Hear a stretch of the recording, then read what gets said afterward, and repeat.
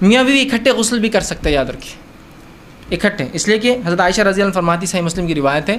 نبی اکرم صلی اللہ علیہ وسلم جو ہے میرے ساتھ رات گزارتے، اس کے بعد ہم کو غسل واجب ہوتا، ہم دونوں غسل کرتے، ایک بردت سے کرتے، رسول اللہ صلی اللہ علیہ وسلم جلدی جلدی کرتے، اس لیے کہ بلال رضی اذان دے چکے ہوتے تھے فجر، جلدی جلدی کرتے، مطلب اس سے پتہ چلا آپ ہم بستری کے بعد سو جاتے، اس کے بعد اٹھ کے غسل کرتے، ٹھیک جلدی کرتے تو میں کہتی کچھ پانی میرے لیے بھی چھوڑ دیجیے، اور ہمارے ہاتھ ایک دوسرے کو اس ٹب میں ٹکراتے۔ اس سے یہ بات کا بھی ازالہ ہوگا جو لوگ یہ کہتے ہیں کہ عورت کا پانی میں ہاتھ چل جائے تو پانی ناپاک ہو جاتا ہے، یہاں تو آپ سب ساتھ نہا رہے ہیں، ایک ہی برتن میں ہاتھ ڈال رہے ہیں، اور عائشہ کہہ رہی رضی اللہ عنہا کہ میرے ہاتھ سے آپ کے ہاتھ ٹکراتے اور میں کہتی تھوڑا پانی چھوڑ دو، تو وہ جو کچھ لوگ کہتے ہیں کہ پانی ناپاک نہیں ہوتا عورت کے ہاتھ ڈالنے سے، ٹھیک۔ اسی طرح ایک روایت آتی ہے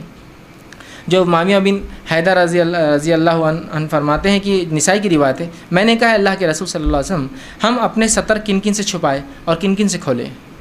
اور کس سے چھپانا کس سے کھولنا ہے؟ تو آپ نے فرمایا اپنی بیویوں اور اپنے لونڈیوں کے علاوہ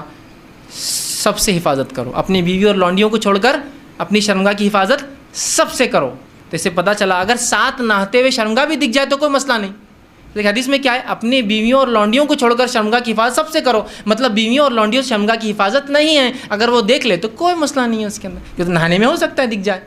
ٹھیک۔ تو اس لیے یہ وضاحت کے لیے میں نے یہ بات بہرحال آپ کے سامنے رکھ